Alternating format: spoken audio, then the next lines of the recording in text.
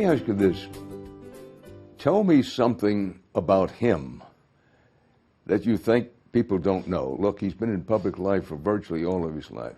Well, what I think about him, they'll say, that's because you're his father. But he's made some of my favorite movies. If whoever made them, they'd still be my favorite movies. I mean, if you feel depressed, you watch The Princess Bride. Just do. Harry Met Sally. I think he's made 16 movies. How many movies have you made? 20. 20 movies, and I think he's one dud. What's the name? Oh, there's more than one dud in there. Yeah. But I mean, one about the president is a wonderful movie. Yeah, the American President. American President. Stand By Me, yeah. I mean, the amount of serious work he's done with a sense of humor that he has is an amalgam that rarely is put into one person. But I think that is a combination of you and Mom, because, you know, the third movie I made was Stand By Me, and it actually was the first time, even I was in my 30s, I started to come into my own in a weird way, because the first one was Spinal Tap, which was a satire, and Dad was, you know, he trafficked in satire. I mean, that's what Show of Shows was. That's right. The second one was Sure Thing, which was like a kind of romantic comedy, and he had done, you know, some great romantic comedies. And the third one was that combination of had some drama and melancholy and humor, and that was the first one. Yeah, Stand By Me, which was kind of reflective more of my personality, and so that was where it's taking both Mom and Question: is that when you first felt as an adult validation from your father? Yes. Well, no. The first time I felt real validation, I was 19. And I had directed a production of No Exit, the play. And Richard Dreyfuss was in that. And he said something. He came backstage afterwards, and he looked me in the eye. And this is what I love, because he never lied to me about any of this stuff. And I don't know if he could say this, but he looked me in the eye and he said, "That was good. No bullshit." He said those words to me. And that really resonated with you. Oh, no. It meant everything. And the next day I came into the house here. Had already moved out by then. And we sat in the backyard, and he said, "I'm not worried about you. Whatever you choose to do, you're going to do it great." How did you avoid becoming just another privileged, self-indulgent son of a rich, famous man? How do you know I'm not? No. Well, because you've grown up to lead a healthy, successful life. But it's no small thing. How did you manage to do that? Well, it's very interesting you asked that question, because, first of all, you have to have a role model, somebody who you can look up to, who is not making more out of it than what it is. He was always a regular guy, you know, in the world. And so I saw how he handled all the attention, the success, and all that. And that does lay a foundation, a predicate. And I've had this conversation with Michael Douglas many times. It's rare. It's rare when you are the child of somebody who is very famous and accomplished, for the child to also do well, and you can count them on one hand. I mean, you know, you look at Jane Fonda, and there's not many, you know, that you can say that are that. And I think it has to do with the background that you're brought up in. You can see a foundation and a realness of how things are done, so you don't get consumed by it, I don't think. As a matter of fact, when he was 4 or 5 years old, the 2,000-year-old man was playing in kitchens, you know. No, that was a little later than that, because I think I was like 13 or something like that. Yeah, but you started, yeah. Oh, yeah, when you did it with Mel, you mean? Yeah, when I was doing it with Mel. Yeah, but before the records. He once came up with a joke that we put right in the show. He invented he said the 2,000-year-old invented applause. 2,000 years ago, when somebody liked something, they would hit their face, say, "Oh, that's so good, that's so good, that's so good." He said, then a very smart guy got the idea that if you pull your face out, you wouldn't hurt your face, and so applause was born. I was like 16 when I came up, and the very room that we're sitting in right now was, when they had to go either on the Sullivan Show or the Hollywood Palace, one of those shows, they, you know, when they did their records, it was all improvised, and they would go on forever. But when they had to go on television, they had to hone it down to 6, 7 minutes. So they would sit here in this room, you know, spritzing and coming up with ideas. And I was 16 at the time. I came from upstairs, and I went, I think I have a joke. Maybe it's good. And I gave them this joke, and they put it in. It was the greatest thrill at 16 years old that I could actually get Carl Reiner and Mel Brooks to use a joke. I want to talk about comedy for a minute.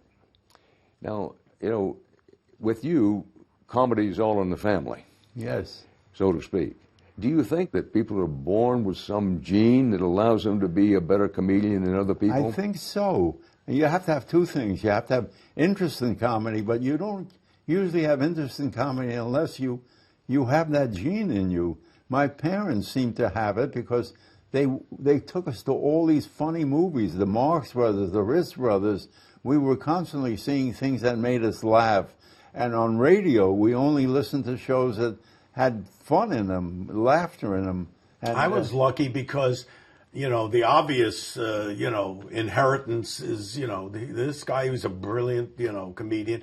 But very few people know that my mother was also very funny. So I had the fortune of having two parents who had great comic timing and wit. My mother was responsible for some of the biggest laughs. And then this is a group of, you know, Carl Reiner, Mel Brooks, and Norman Lear. I mean, some of the funniest people in the world. And my mother normally would have the funniest line of the evening. You know, it's funny.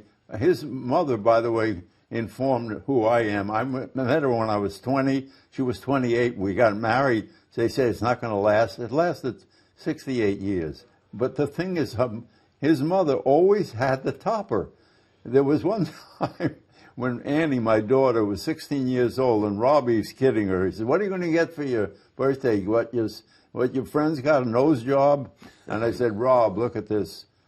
Her mother has a bigger nose, and look at the handsome guy she got." And my wife said, "Yes, it's not the size of your nose that counts. It's what's in it." And yeah, but she had those kind of things. And I told this to Steve Martin, which I was doing movies with at the time. 10 years later, he calls, not me, but he calls my wife. He says, "I'm doing Cyrano de Bergerac. Do you mind if I use a line you use and give it?" Ross Stan will get credit for it. I can't give you credit. "It's not the size of your nose that counts. It's what's in it." Okay, so now my friend Richard Dreyfuss, who was a close friend in high school, you know, had become a movie star, and he is in a movie called Inserts. It's a kind of a low-budget indie movie, and he plays a kind of wunderkind director who's fallen on hard times. Right. And he's now making these softcore porno movies.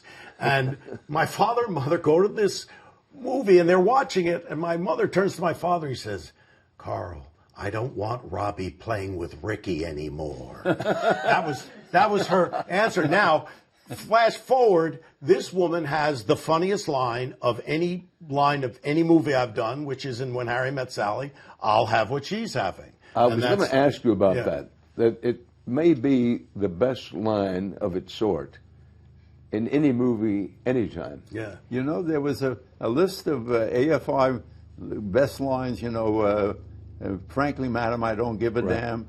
And Estelle's line is one above that. And I said, she's one better than... Well, she's right in there. You got Clark Gable, you got Bogart saying, "Louis, this could be the beginning of a beautiful friendship," and Estelle Reiner. She's up there with them. About the Dick Van Dyke Show. Tell me the story. I mean, maybe the overall most successful television series, certainly of its period, and one of the most successful of all time. I'm keeping in mind that All in the Family didn't do all that badly.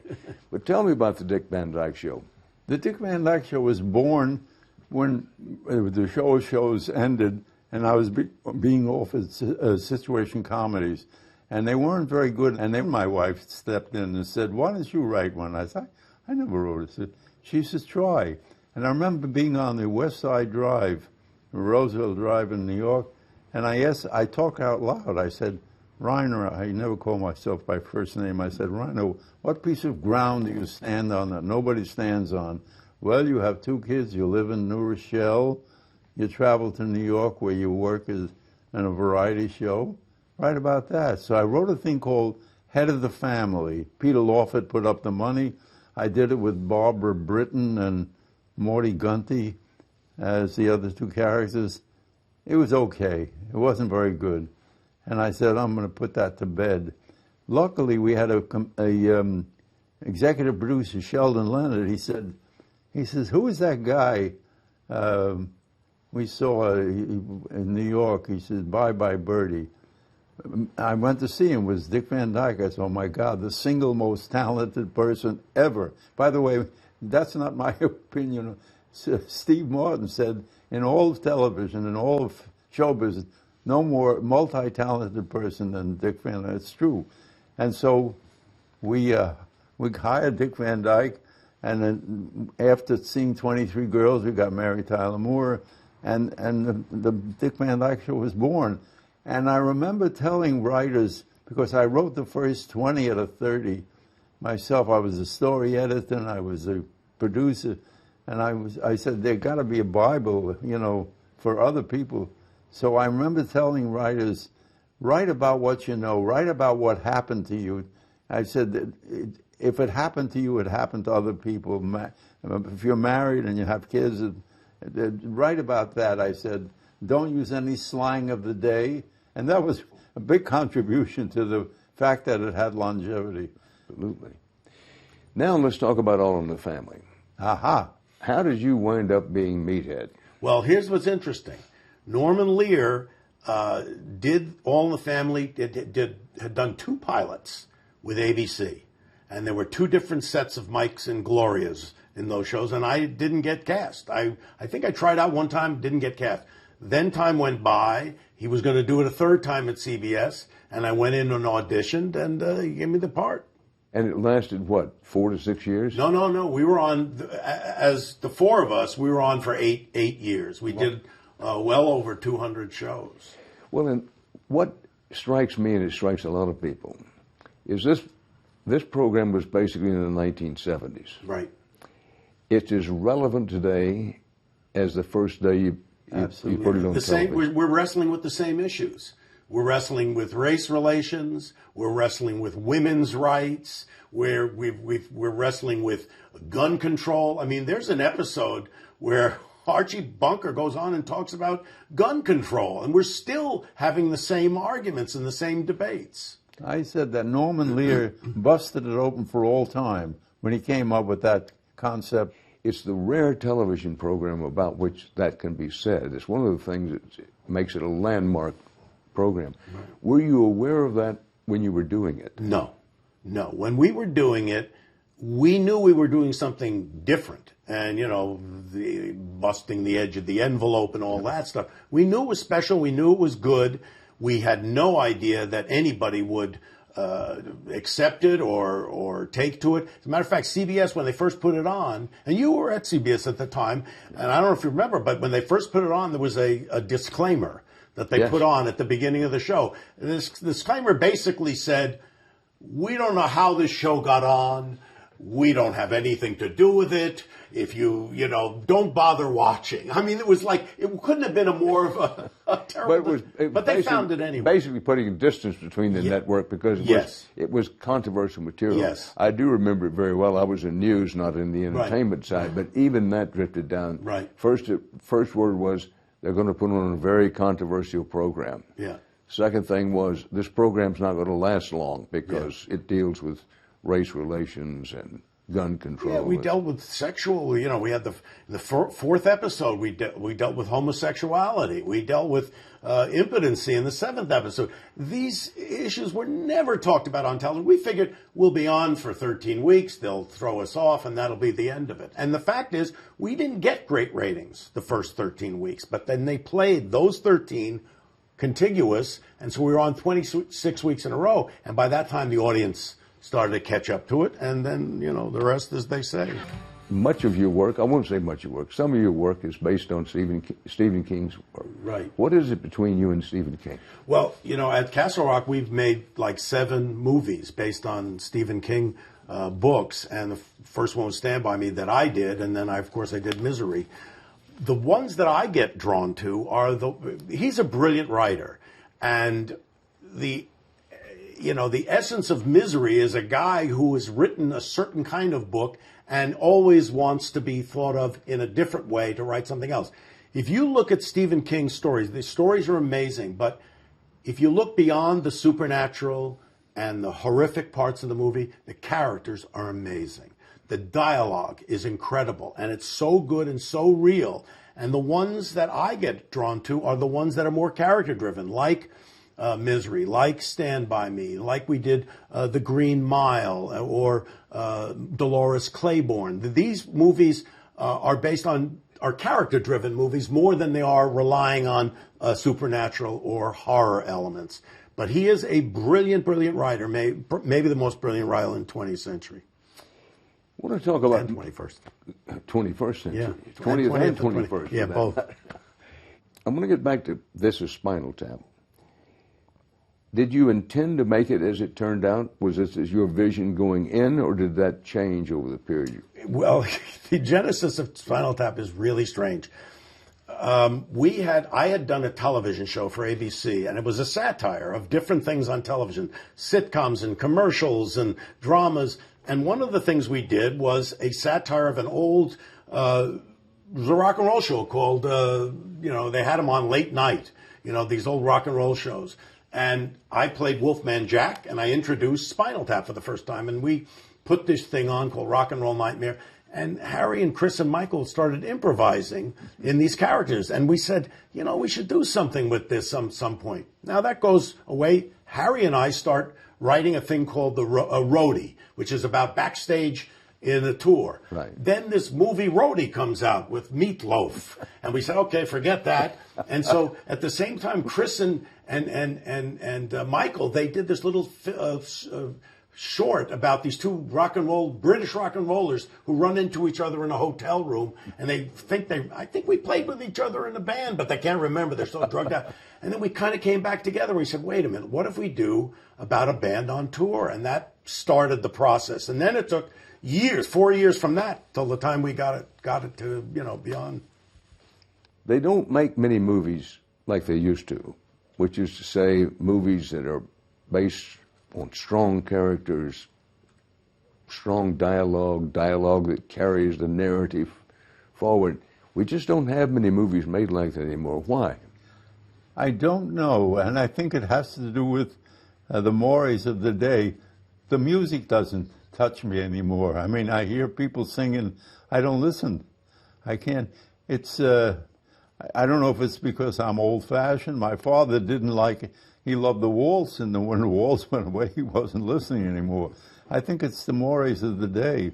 I think there's another element to it, which is they do make those movies, but they're made independently for very low budgets. The studios don't make those movies that you're talking about. And, when we started Castle Rock like 30-some-odd years ago, we've made like over 125 movies, and not one single one of those movies, including all the ones I made, would ever get made at a studio today. They don't make romantic comedies in that way. They don't make thrillers. They don't make courtroom dramas.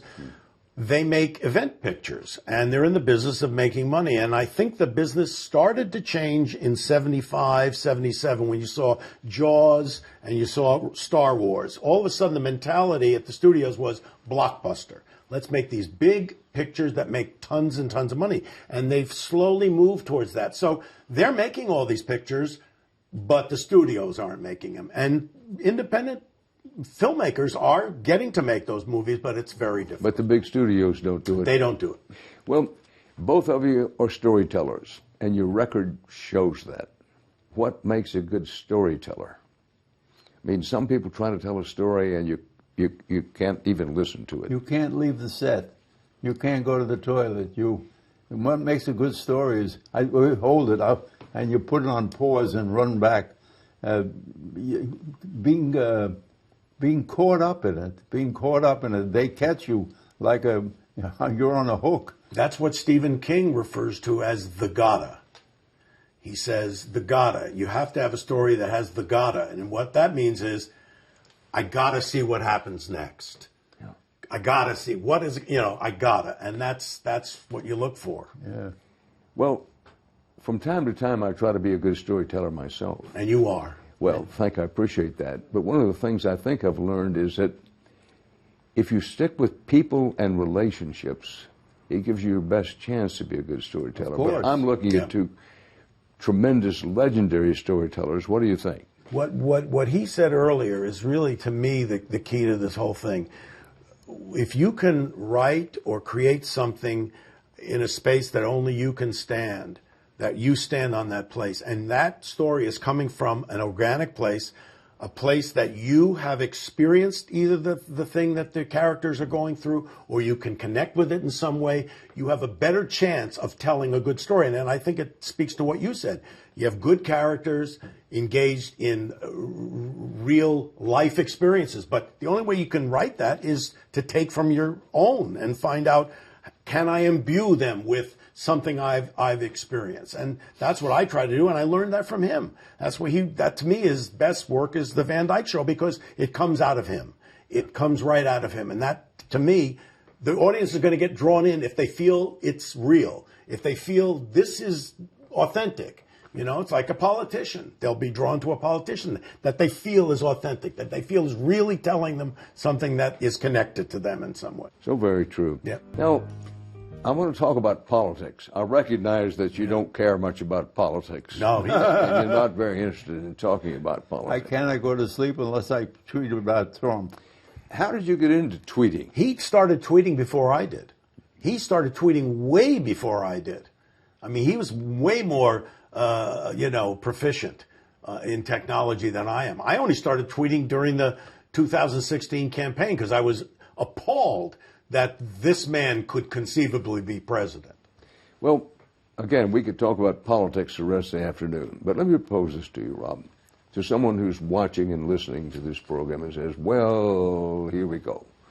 Here's this left-wing Bolshevik bomb-throwing Dan Rather in a living room with his With fellow... other left-wing Bolshevik bomb throwings. Exactly. And that they're not reasonable, that they don't give President Trump a chance. They never give him the benefit of the doubt.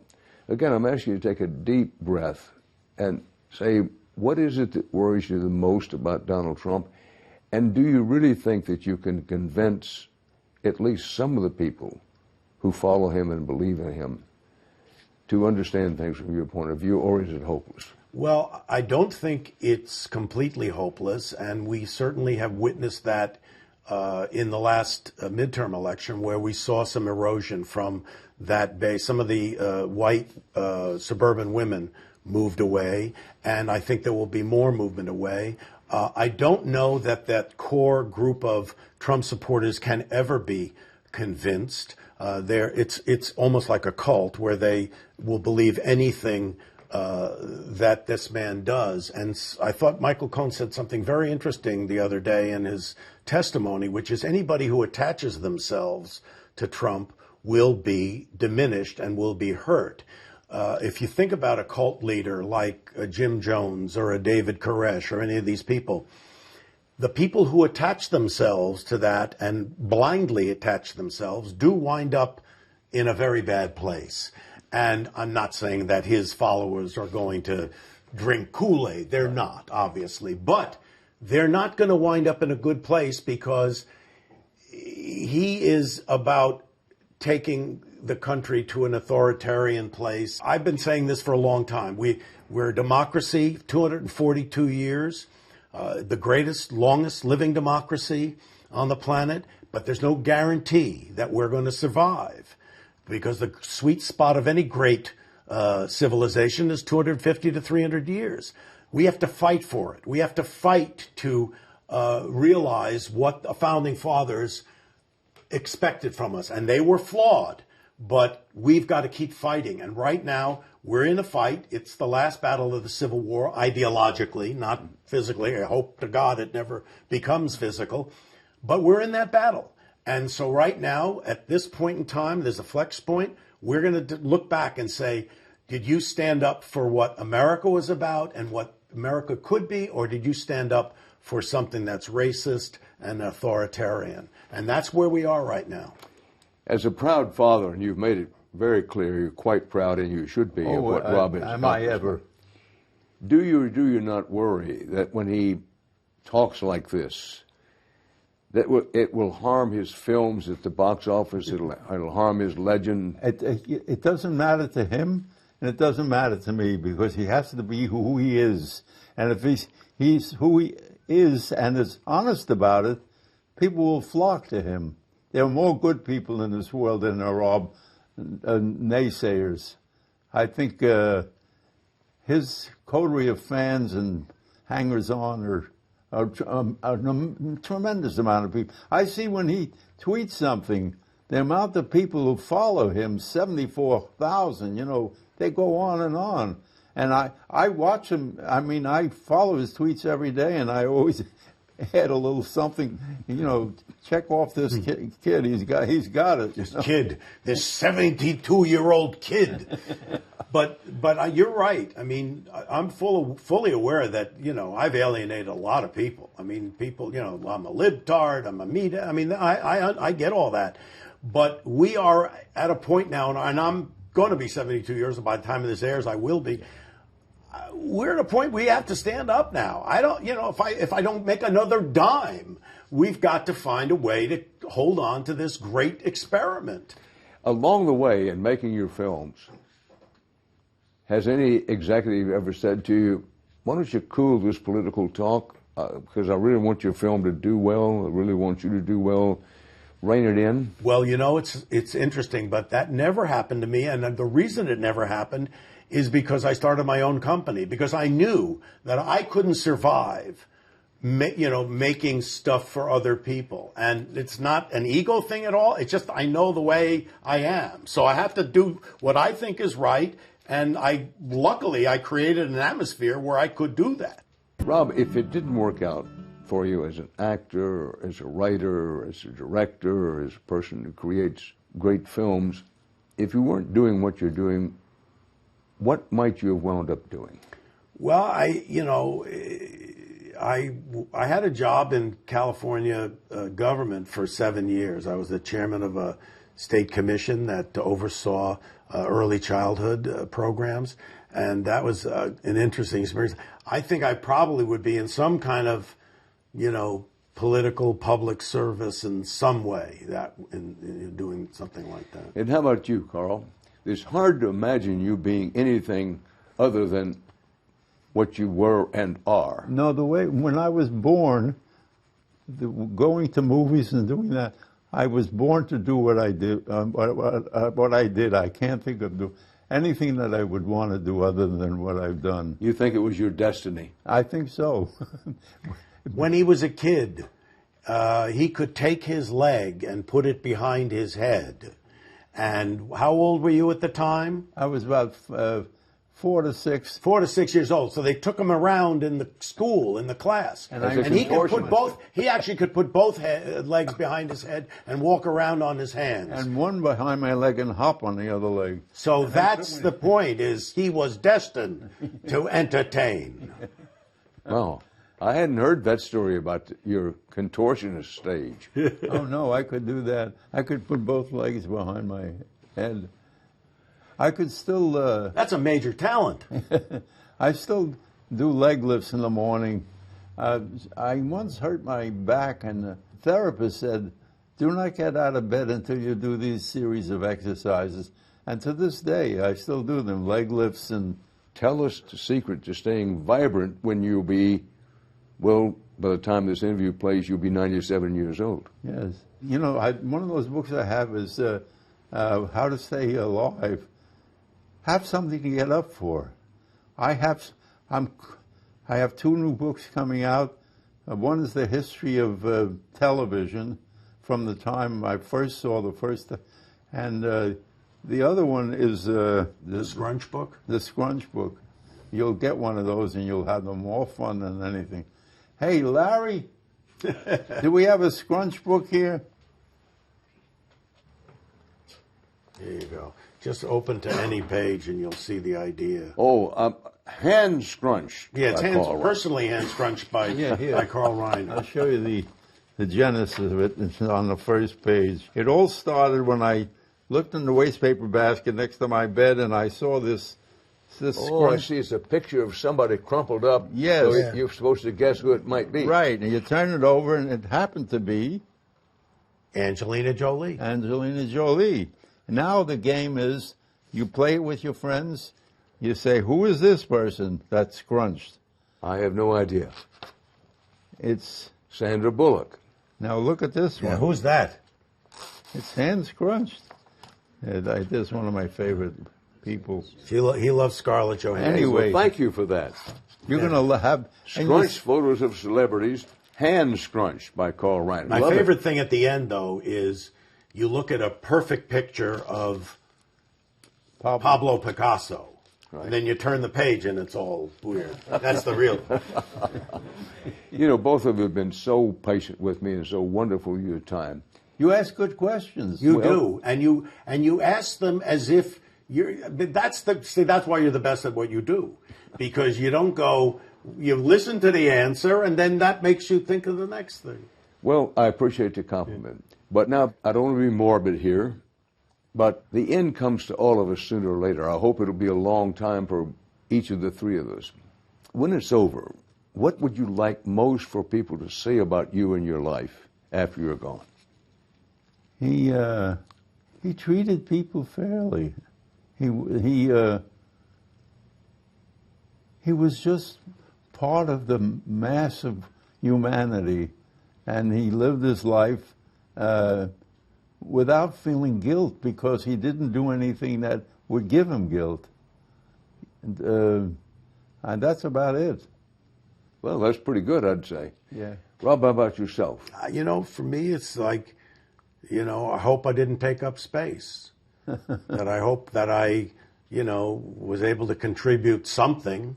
I mean, the greatest pleasure I get is twofold, you know. One is people come up to you and say, you're giving me so much pleasure, you know, with the films or whatever. That makes me feel good. So somehow I did something that made their life somehow a little better. The other thing is, you know, I was the first guy to start with marriage equality and have the first federal lawsuit. So a gay couple will come up and say, thank you so much.